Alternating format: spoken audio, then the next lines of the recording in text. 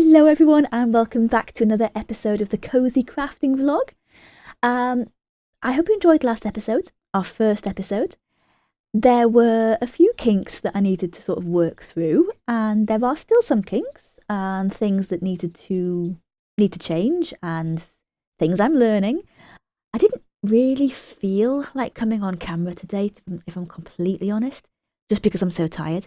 But today I did want to come on camera because we are picking the next colour of this, and obviously I am doing that to camera, so I did have to be on camera to do that. Anyway, let's pick the next colour and then I can just settle down, do some crafting. And I'm hoping for a small ball today because I do want to do more crafting. It's not crochet. I said this in the last episode and I didn't get round to it, so I really... This fleece that I have sitting here, that is my hand-dyed experiment. This has been taunting me. I really want to spin it, so I'm hoping to get round to that tonight. Just doing a little bit, you know, not necessarily. There's no way I'd do the whole thing, but if I can just do a little bit, I'll be feeling happy.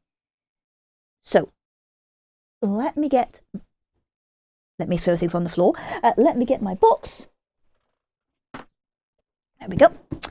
And I'm going to...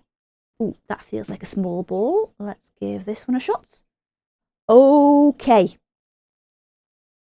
Right. You know how I was saying that I was really lucky that we haven't had things that clashed? Pink right next to purple. Ooh. Yeah, actually, in real life, it doesn't look too bad. I will probably use all of this. And that's another thing. I'm going to be uploading these now. I'm going to aim for every Sunday,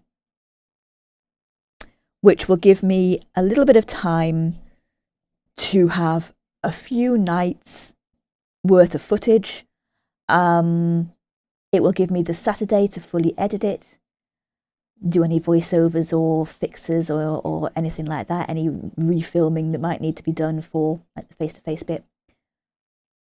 And will also hopefully allow me to get a few, like maybe even a couple of videos in advance, so I can schedule things. Hopefully. So we'll see. Right now, let's do some crochet.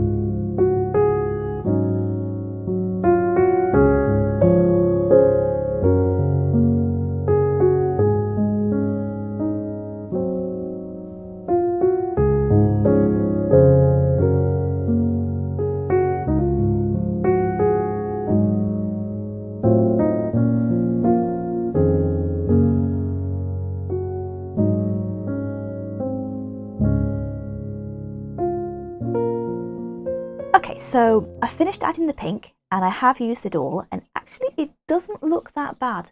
I was worried it would be too clashy, but it doesn't look too bad. However, we have gotten to the point which I knew I would get to, because obviously the bigger it grows, the longer it takes.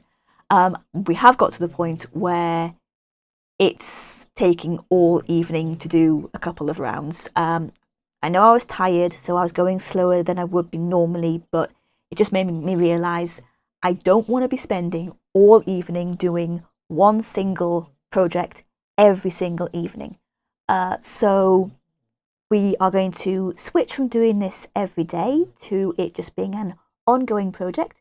We're still going to do the random yarn for it whenever I do decide to work on it, but it just means we can do something different and I can do things like carrying on working on the mitten. I can spin my yarn. I can do other things that aren't necessarily crochet. Like I've been saying, both this video and last video, I have other things that I want to do. It is 9 o'clock. I am probably going to head to bed soon. Those two have already gone to bed. Look at them, so cute.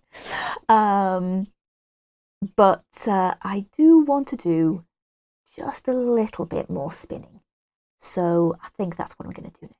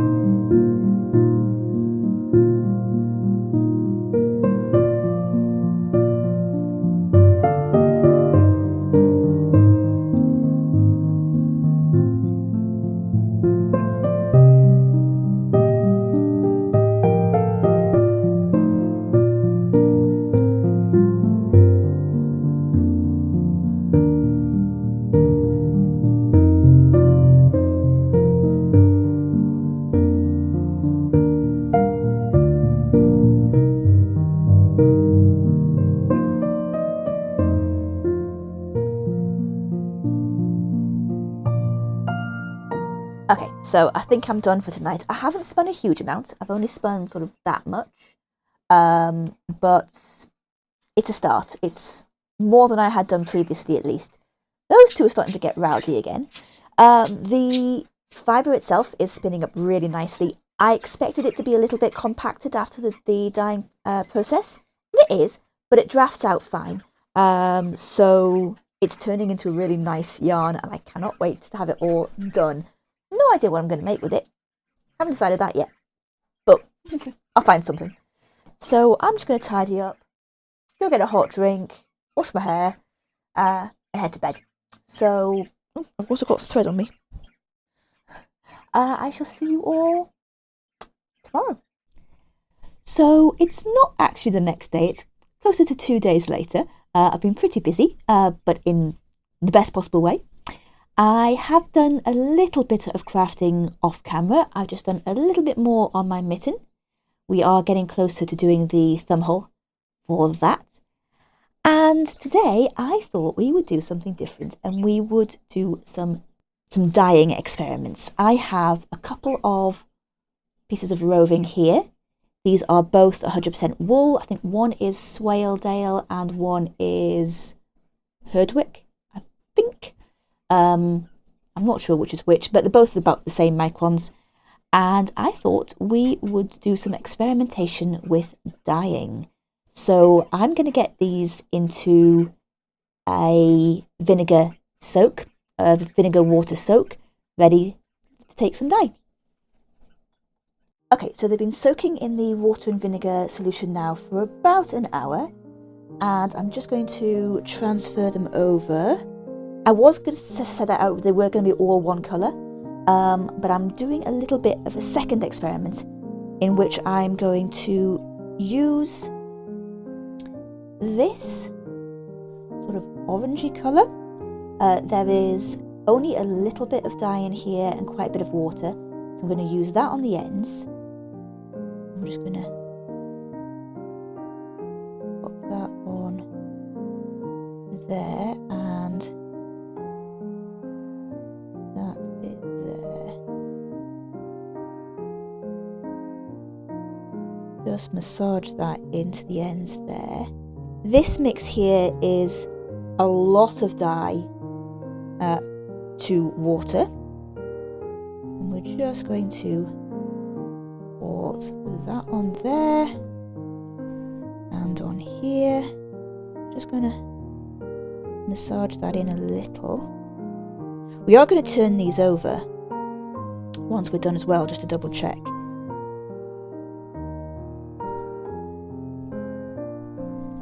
The rest of it is going to be dyed directly with the powder, so this is going to be the turquoise powder. And to do this, I think what I'll do is, because my fingers are quite wet, I'm just going to use this to scoop out a little.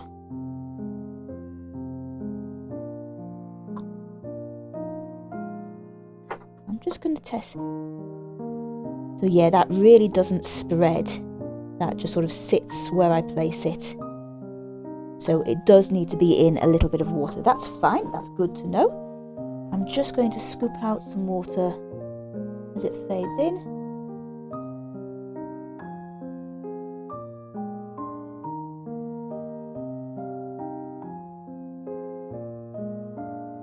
Okay, and then I'm just going to add some of the turquoise into this. I'm doing this a bit off camera, but just adding in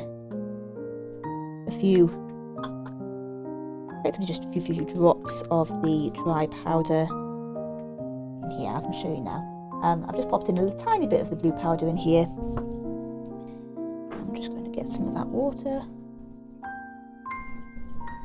It's going to be a bit more purpley, I think, than blue, but that's fine because it's got a little bit of red in. Just give that a bit of a mix. Make sure all of that dye powder gets mixed in. There we go.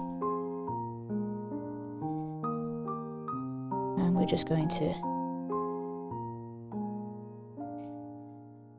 Okay, so now I'm at a point where I'm going to flip this over so I can see if the dye has taken on both sides.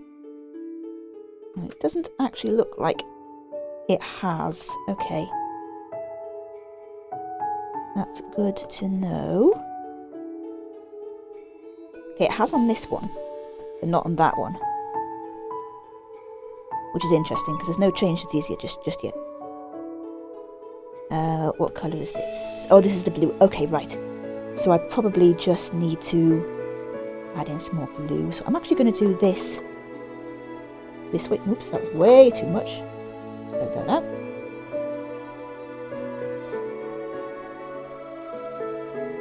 Blend it in. Okay, so now to let the wool, the colours sort of move a bit, I'm going to put in a little bit of water.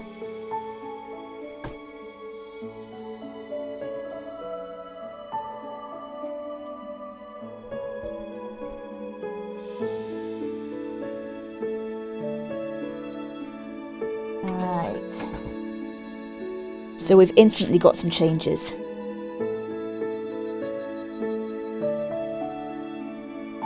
And I think this is going to be a situation where it's better to actually go straight from the pot and move them in that way.